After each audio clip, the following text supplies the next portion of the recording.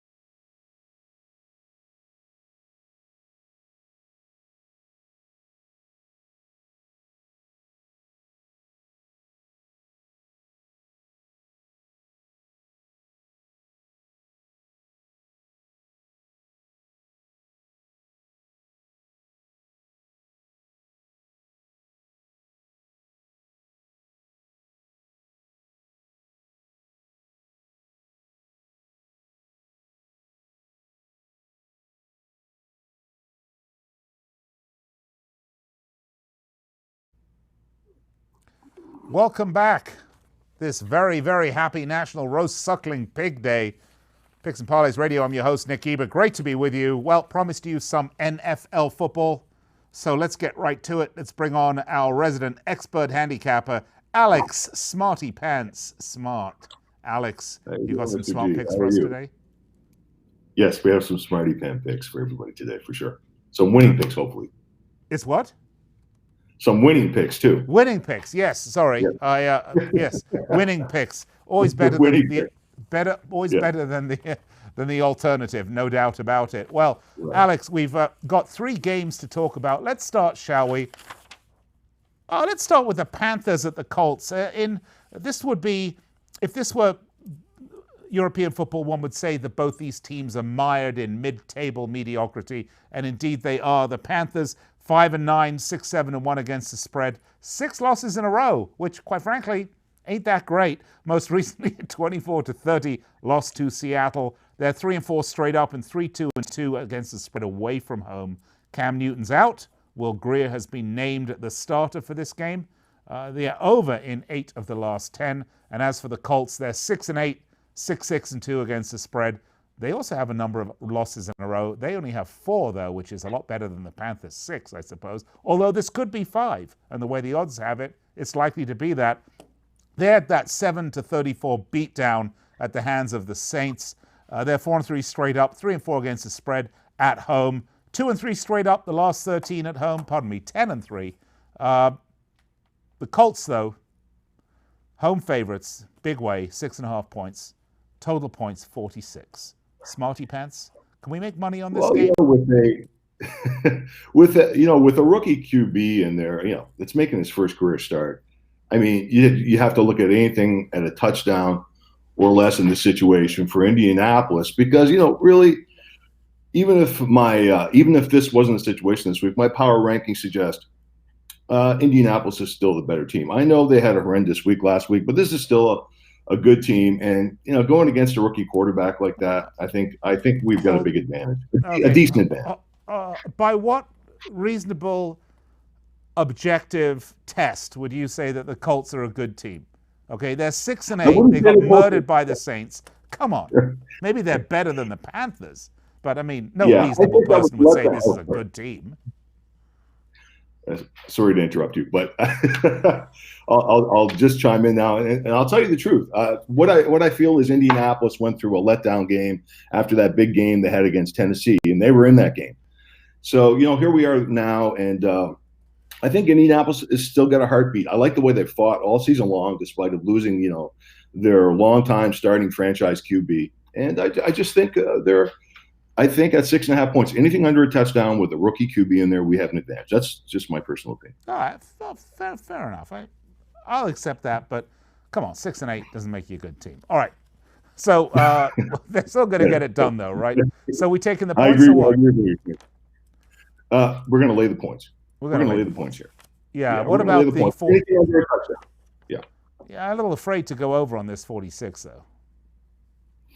Yeah, with the quarter, with a rookie QB in there, I mean, where are the points going to come from? And that's essentially too why I'm on Indianapolis. I think that's wise. Some sage advice there from Alex Smarty Pants Smart. Let's move on to the next one, shall we? Bills at Patriots, and we went from 2 teams mired in mediocrity to 2 teams that are most certainly not mired in mediocrity. The Bills have a great record, by the way, 10-4, 9-4-1 against the spread. They're hoping to not only play spoiler here to the Patriots' NFC East celebrations, but they are actually still in with a chance. There are a couple of permutations. I guess the Patriots lose their next 2 games, of which this is one of them, and they win. They could, the Bills could pip them to it, but they are ruining that loss to the Browns. This could have been a much bigger game if they hadn't dropped that game, the Bills. The total's gone over in the last 8 of 9 on the road for Buffalo, and for the Patriots, well, we mentioned it. They're hoping to clinch their 11th straight NFC East title here. I do find them a little dull, by the way, all that winning. The Bills, though, are stronger opponents than the Bengals. Maybe the Pats can review some illicit sideline footage on this particular opponent and get an extra leg up because that's what they seem to like doing. Cheating. Okay, under in 10 of the last 15. Pats favorites, 6 points, total 38. Yeah, and I have to like Belichick this time of year. Long-term back. I know he's had different teams to work with, but I mean, this coach is a top-tier team, and all those different teams have had one thing in common. That's pretty well Brady's been under center, and I know he's lost a few steps. Father Time is catching up to him, but his mind's still working well. And Belichick's very important here. Buffalo is a good upcoming team. They play great defense against some very good teams. But, I think they're going to get out-coached here. Belichick, just like I said, going back a few seasons here, whereas as the coach of New England, has cashed 26 of 37 times in the last 2 weeks of the regular season. So he's money in the bank this time of year. You can't mess around with a guy like this. And one last thing, too, in his career against teams that have allowed 17 points or less, like Buffalo, amazing defense, he's cashed 32 of 50 times. So and the point differentials, by the way, I just wanted to add in here, the point differentials are more than 8 points all the way across the board. Yeah, that is interesting. When we talk about the Patriots, you have to think really what a loss Gronkowski was to this team. I mean, he had an awful lot to do with their success. Maybe it's the combination and the chemistry, but when you take one piece out, the sum of the parts isn't quite as much, right? No, absolutely. And we thought they were finished after last year. Do I still think they're a Super Bowl team? Absolutely, I don't. I don't think they're a Super Bowl team anymore, but I know many people will agree with me, but I don't think they're. Especially the way they love to cheat. Okay, let's move on. Next one, Raiders at Chargers. The Raiders 6-8, 6-8 against the spread on a 4-game losing streak, which includes blowing a 16-3 halftime lead and losing as a 6.5-point favorite to the Jaguars. By the way, that was the final game at the Oakland Coliseum. What a great way to say, we love you to your fans. Just really, they're going to come on their way here to Las Vegas, where they will no doubt stick us all with the big ticket prices to go see a mediocre team. The total under in 4 of the last 5 for the Raiders. And the Chargers, 5-9, 4-9-1 against the spread. They're coming off a home loss to the Vikings. By the way, another team moving into a new stadium. It couldn't get any worse for the Chargers. They have no home field advantage. They're 2-5 straight up at home, 1-5-1 against the spread. Total over in 4 of the last 5 for the LA Chargers. They are favorites, so -6, total 45.5. Alex, Smarty Pants Smart, what say you, clever man? And one thing I say about a game like this, I say in my best Shakespearean accent that, if there's such a thing, I would say that the only thing that you can look at in this game from my perspective, because these are 2 wild cards, we have 2 veteran QBs in here. And we have 2 teams that have underachieved all season long. LA constantly underachieves, close games, but underachieves. And then you have the Raiders, who have all the ingredients to be a top-tier team. They just can't get it done. Okay, Vegas, here we come. So, but the bottom line here is there's a bunch of trends. I was looking at some trends here for this game. Recent trends, not something long-term, but recent trends. And it seems like everything's pointing under. But, in my contrarian mindset, I look at this game and I say this game's going over. You got 2 veteran QBs, like I said, trying to pad their stats. Nothing else left to play for. A lot to prove. Let's get down and get dirty this week. I like that pick, by the way. I really like it. I think this is going to be a score fest as well. Just something about this game smells like it needs to explode. God knows something needs to explode, these 2 franchises, because there's nothing much going on worth talking about there other than just, a little cynical stick in it to the fans. Both clubs, by the way. Although I don't think actually the Chargers have any fans. All right, look, Alex, thank you so much. Really appreciate it. Always great having you on. Well, you can catch Alex and all of his picks on the website, picksandparlays.net. Don't be afraid. Go there. We got free picks for you, by the way, but when you're ready to go to the next level, our expert picks are there for you. Fill up your shopping basket. Be happy. And right now, special pick for bowl season. That's right, special deal for bowl season. You get 1 handicapper, all their bowl games for $1.99. But wait, it gets more. But wait, there's more. It cuts, it dices, it slices, it blends. That's right, you can get 2 cappers for $2.99 as opposed to just 1 capper for $1.99 and get twice as many expert picks. All right, I'll be right back with Higgy Smalls to talk college basketball right after this.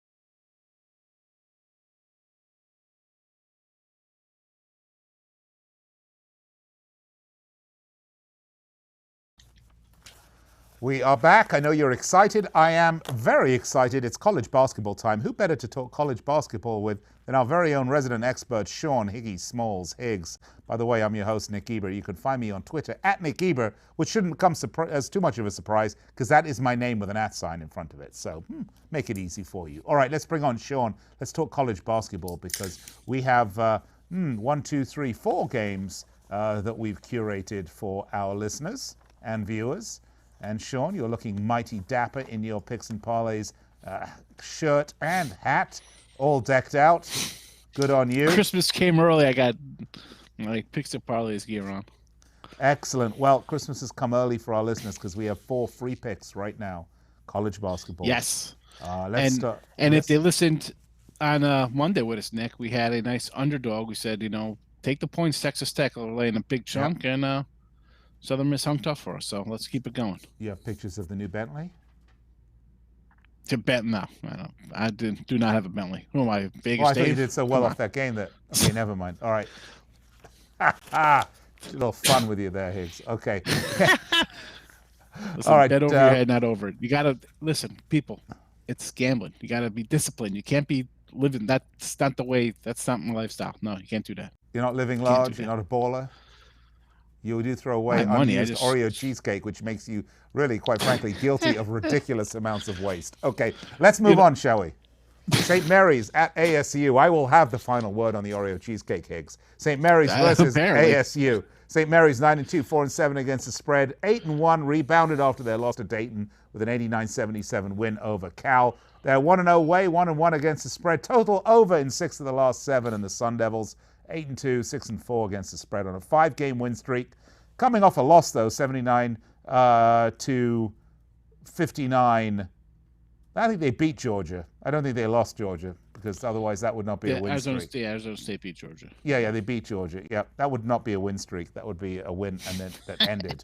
They're 5-0 home straight up and 3-2 against the spread. Total is under in 8 of the last 9. St. Mary's, though, road favorites at 3-point road favorites and a total of 137. 9-2 is good, but what's the quality of opposition that St. Mary's have faced? Well, I was going through their schedule. Granted, it's not as strong as the Arizona State schedule, but Mary's is a solid mid-major. The 2 losses, he lost to Dayton, who's, I think, a really good team. I think they could be a Sweet 16 team this year, Dayton. And he lost to Winthrop, which is a smaller mid-major, but kind of tough. These guys, they had played Duke, they played some close games. Also the name of my butler, Winthrop. Winthrop must be nice. You got the Bentley. You got the Bentley over there. So, Hall of Fame showcase here in Arizona. It's at the Talking Stick Resort. You ever hear that, Nick? The Talking Stick? No, sounds painful. No. I don't know. It's actually where the Suns play. It's the name of the stadium. I never knew the arena they played in. That's what it's called. Well, I look at this game.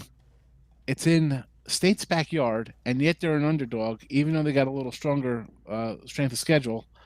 They got the great Remy Martin is their leading scorer. You got a name like that. It's instant class in most people's books. But I'm leaning to the WCC here. I like St. Mary's. They're favored for a reason. Offensive efficiently, their efficiency is off the charts. They got the first 4 guys are all shooting about 50% from the floor. So maybe not the depth of Arizona State, but I'm going to take St. Mary's here. I'll lay the short number. It's 2. It's a 3. I've seen 2s around right now, so maybe I was the opening number. Or it clicked up since I checked earlier. But I like Arizona State. I'm taking Arizona State. And then Hurley's the Jersey guy, Yeah, but you're taking Arizona State as a home dog, though. Yeah, I like it. They're going to win. Why? They're going to win. They're going to look. Their record's almost as good as St. Mary's. They play stronger opposition. They're on a win streak, and they're 5-0 at home. What exactly about this is telling you they're not going to win? Well, we'll see. But you got the Oreo cheesecake, or the Oreo cheesecake as on the bet here for the game. All right, I'm going to argue with our expert handicappers because that's what I do. I'm just argumentative. That's fine. All of my ex-wives tell me that. Okay, next up, Michigan State versus Northwestern. The Spartans are 7-3, 3-7 against the spread on a 2-game winning run. Most recently, 72-49 victory over Oakland. They're 1-0, 1-1 against the spread. That is away from home. Rocket Watts likely not playing. He's apparently blasted off elsewhere. They're 4-1 against the spread in the last 5 versus Northwestern. They are 5-4, coming off a 72-54 win over Southern Illinois University Edwardsville, which is just around the corner from the 7-Eleven. They're 3-2 straight up at home and over 4 in the last 6. Pete Nance will be back after serving his suspension for apparently illegally downloading pre-release copies of Disney's Frozen 2, but he is going to be back and playing. I have the Spartans here, minus 11 road favorites, total of 138. That's about. I'm seeing 12s now with Michigan State, and not a little surprising. I mean, remember these guys were preseason number 1, a couple losses. Now they're down to the teens area, but you lose to Duke, you lose to Kentucky. You can't really say they're bad losses, but when you're favored in all the games, it's a bad loss. So they haven't really been playing that well out of the gate. They're 3-7 ATS, but in 3 of those losses I'm looking at, they're laying 14.5. They win by 12. 14, they win by 13, and 5 win by 3. So, you can flip that around. Their ATS number is a little deceiving because they've been playing to the number. But I just can't. It's 12 points. I can't get behind Northwestern right here. I mean, they lost to Pitt by 13, 14 to Purdue. I'm not saying they're comparable in the sense of talent-wise, but this is Big Ten competition. And Michigan State, again, slow out the gate. They've been in grinders. I think they'll get a full focus here for Northwestern because they got 2 games versus the MAC coming up. This is the game they need. It's conference play, big game. I'm going to lay the 12. It's a big number, but I just, the Northwestern numbers are just, I can't get behind them. I'm looking at them. I'm just shaking my head. I'm like, this is not a good team. Not a good team. Michigan State, great head coach, Hall of Fame head coach. And again, they've struggled a little bit lately, but I don't know. This is a team that always kind of turns it on as the season progresses. And this is when it's a good spot for them right here. It's road. The crowd won't really be into it here. So, I don't know. I'm taking State minus 12. All right, next up, Kentucky, Utah. Kentucky on a 6-game win streak, 1-0 in neutral sites, 2-1 against the spread, coming off a 67-53 win over Georgia Tech. Total's gone under in 14 of the last 20. Utah are also on a win streak, 4 wins. Most recently, they won over a 60-49 win over Weber. Good school, cheap grill, but hey, better off with the basketball side of it. 2-1 straight up against the spread at neutral sites. Total has gone over in 4 of the last 6 for Utah. But Kentucky road favorites, 11.5 points. Not a small road favorite either. Total point 139. What say you, Mr. Smalls? Yeah, and this game, am I wrong with this game's in Vegas? This game is in Vegas. Yes, right here in my backyard. Yeah, I mean, 11.5 looks kind of big to me. I mean, I get Utah as a young team, 11 freshmen, 4 sophomores, but Stillwaite's got them playing pretty well. Excuse me? Never mind. 11.5? I thought we had no rude comments here supposed to be on I said it couldn't be too rude. I said some rude was okay. Yeah, 11.5 is definitely big. That'll cause you some pain depending on where that is, But I don't know. Kentucky, you're always getting an inflated number because they're Kentucky. I get it, they reload. Another young team, 6th youngest team in the land or something like that. Our 10th youngest team, I should say. But 11.5, I just think is too many. It's still a young team, and we see time and time again, everybody jumps on Kentucky early, and they don't cover these numbers. 11.5 is still a big number, and it's not even home. It's not even Utah. It's still on the road. It's a neutral court. Young teams, it takes time to gel together, and I kind of like finally that Cal's actually got to coach a little bit. I mean, as a fan of basketball, especially college basketball, you just hate seeing the one and dones. I don't like that at all. So both teams young. I'm taking the 11.5. I like Stillwaite as a coach. Guy's underrated. Give me 11.5. This will be like a 2 or 3 possession game, I think. 11.5. Too buku, my friend. Okay, Tennessee at Cincinnati. The Volunteers 7-2, 4-5 against the spread, coming off a 47-51 win to Memphis. First game not at home or on a neutral site, by the way, for the Volunteers. Total has gone under in 5 of the last 6. The Bearcats on a 2-game losing streak. And they lost a tight one, 66-67 to Colgate, but they had nice clean teeth and minty breath at the end of it. Trevor Moore is out, as is Prince Toyambi. Maybe there's some palace intrigue going on. I don't know, garden party. But the total has gone over in 4 of the last 6 for the Bearcats. Tennessee favorites, 1 point on the road. Total 131, far away. Well, you mentioned that Colgate game, and I don't know if you saw the ending of that. I caught it. Cumberland, their best player last year, is the AAC Player of the Year, takes a shot from half court, 5 seconds left. Foul, they end up losing the game. What are you doing? What are you doing? But that's part of the problem in Cincinnati. Guys shooting 34%. What played of the year last year? He's terrible this year. Now Tennessee, listen, I had him against Memphis. It was a bad loss at home, 51-47. But I'll tell you what, you lose by 4 points at home and you shoot 25%. You're a pretty good team, a very good defensive team, I should say. So I think Tennessee here, it's a short number. You're on the road. Cincinnati, though, he scored 56 versus Ohio State, 66 versus Xavier. Here comes Tennessee, who just, living up to their defensive namesake. They're just a good defensive team here. In basically a pick 'em game, I'm taking Tennessee. I think they're the better team. And Cumberland, whether it be the coaching change, the new system, I don't know what is going on with him, but from player of the year to he's really taking a step back. You're supposed to be taking a step forward here and taking charge of a team with the new head coach, but he's done the opposite. He's less minutes. I'm Tennessee. I think Cincinnati's in a little disarray here. And maybe a little bit on the under. I know they've gone under. Even this is the first time Tennessee have gone away from home. Listen, defense travels in any sport. And these guys are just maulers. I don't think this game, it's 130. I could see it being like 122. I had 131, so it's they're up even more.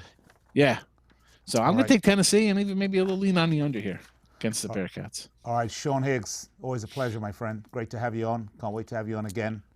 If you like Sean's picks, and you should, don't listen to me, by the way. He's the expert. You can find him at picksandparlays.net. And right now we have a special for bowl season. That's right. You can get any of our handicappers' bowl picks, all of their picks for the bowl games for $1.99. But if you want to double it, you can get 2 cappers for $2.99. And if I do the math, that's a great savings. All right, I'm going to step aside, and we'll be back with Ali, Third Degree Burns, and Craig El Wapo Trapp for our NBA Rapid Fire.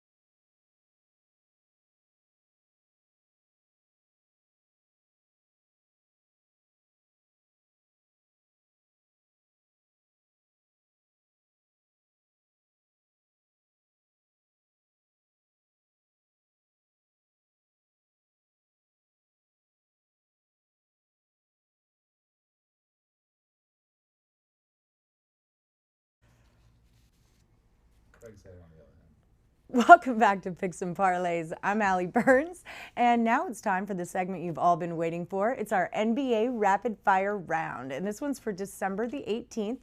You give us 14 minutes, we build your bankroll. Now, if you guys have not been following along with the NBA Rapid Fire rounds, you should be, because my bankroll has increased greatly since I've been hosting these segments. Craig Trapp has been killing it, and with me, as always, he is here today. Hello, Craig.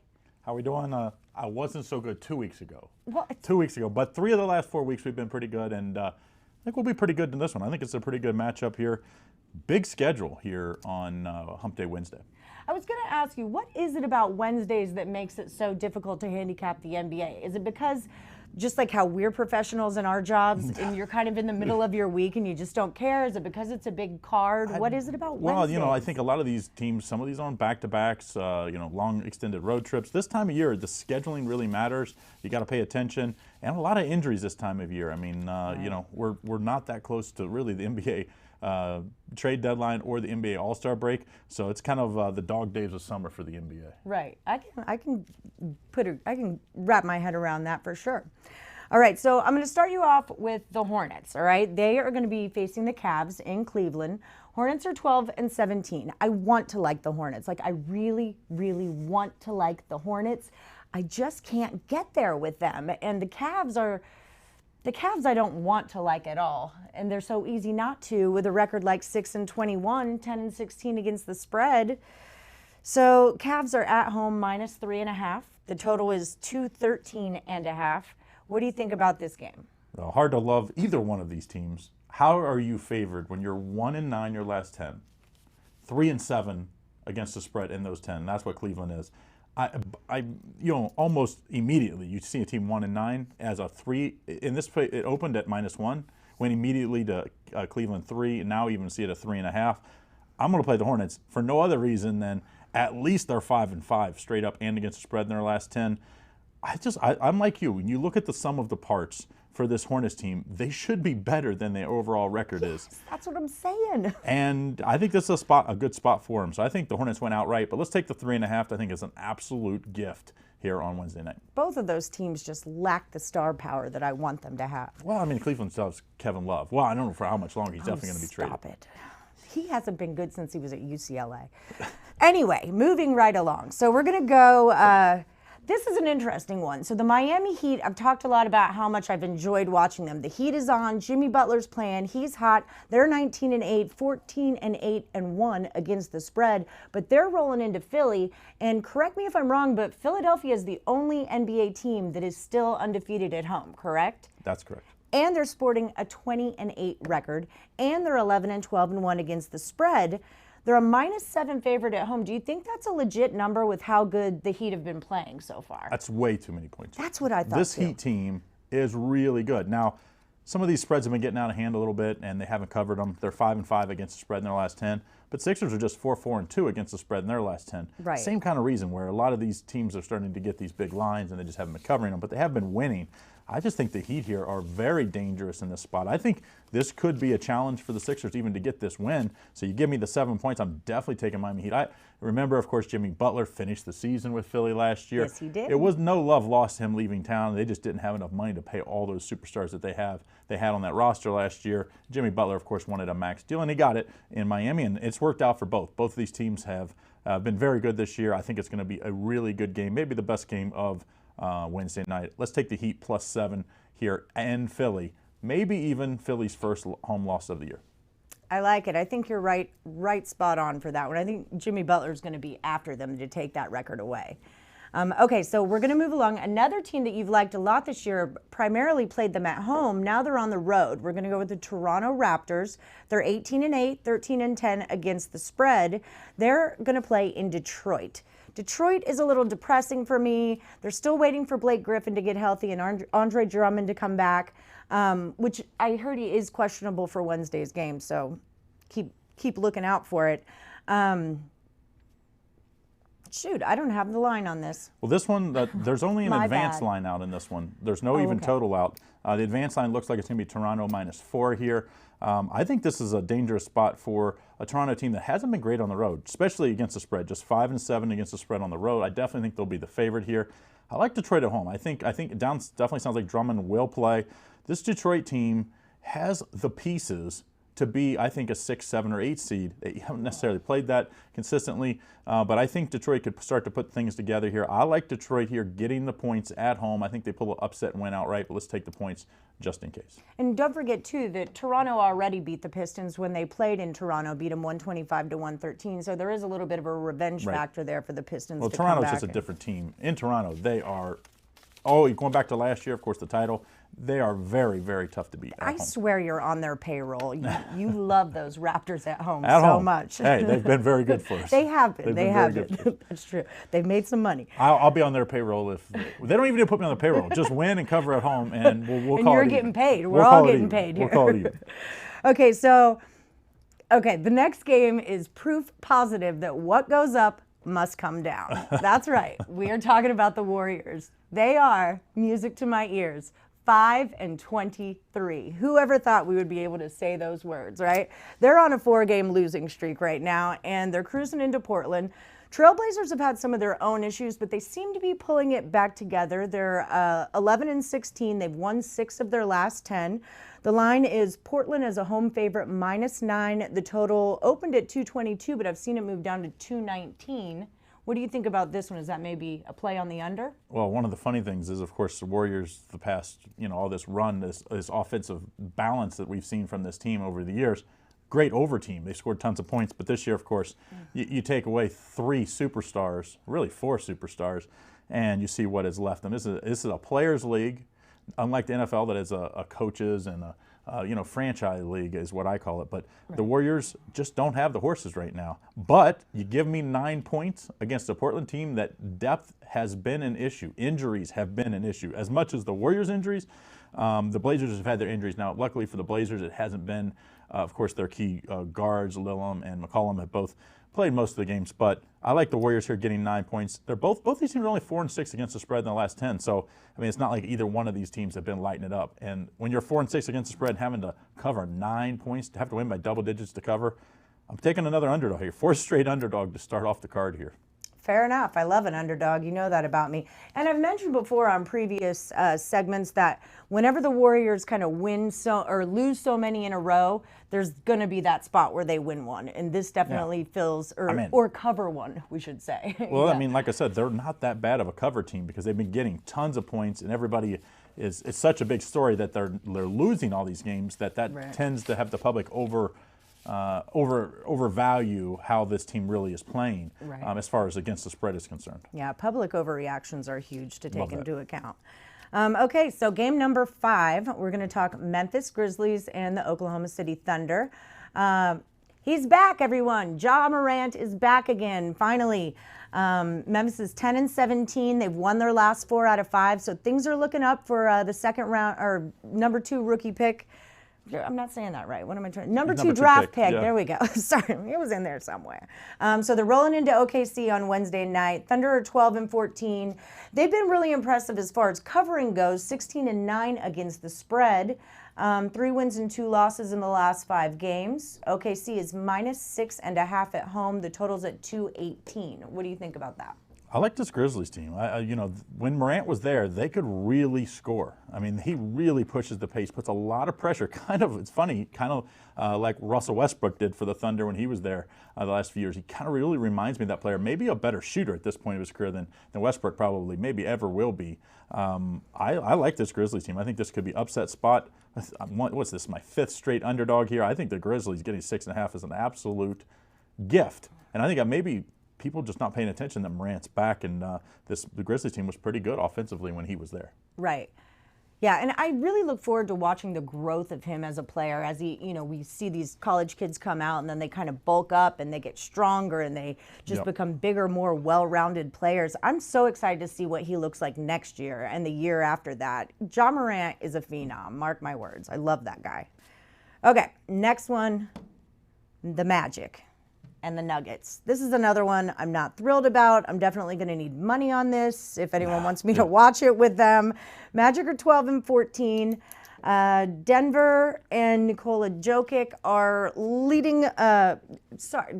Denver's Nikola Jokic is leading his team in points, in rebounds, in assists. He's hot. They're on a 3-game winning streak. All 3 of those wins were at home, and that's where they're going to face the Magic. Not my favorite team, but they've been stepping it up a lot lately. Denver is a 9-point favorite at home, and the total's at 203.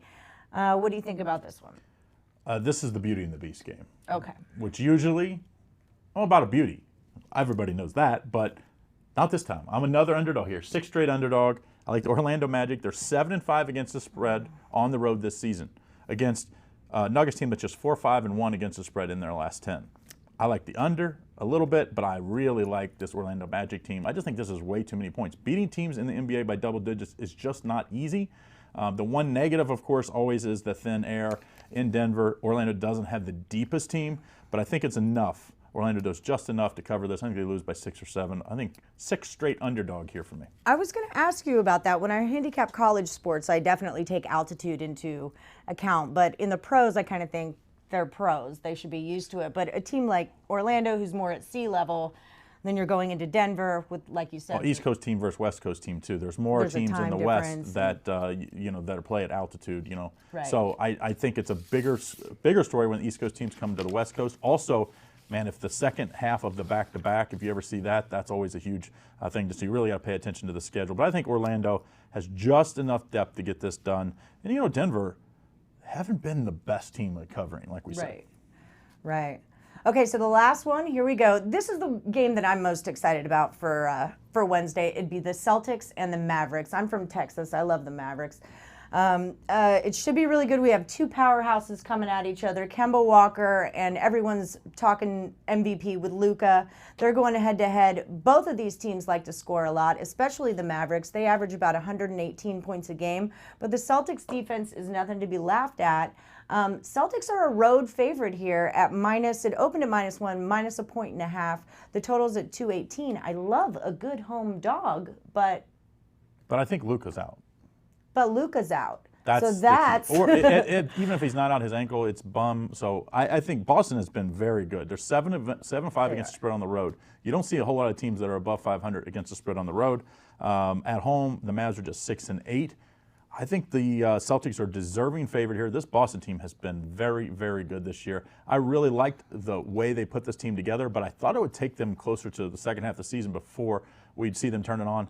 But that's not been the case. This Boston team's been very good from basically the first game. I think they lost at Philly, but since then they've really played well. I like Boston here -1.5. You definitely want to pay attention to that Luka injury. If something would happen and he's 100%, then that might be a different play. Probably wouldn't play this game, but I think he's out tonight, so that would be a big key. They did win last game, Dallas. They ended the Bucks' home winning streak, or that long winning streak, right, without Luka, which was such the big story. Right. I don't know. My big thing with the Celtics is just how well coached they are. They're really Brad Stevens has done amazing things with that program. All right, Craig, we got through them. That was our NBA Rapid Fire round. This is Craig Trapp, and if you want to find more of his free and expert picks, check him out at picksandparlays.net. I'm Allie Burns. Nick Geber will be right back with you.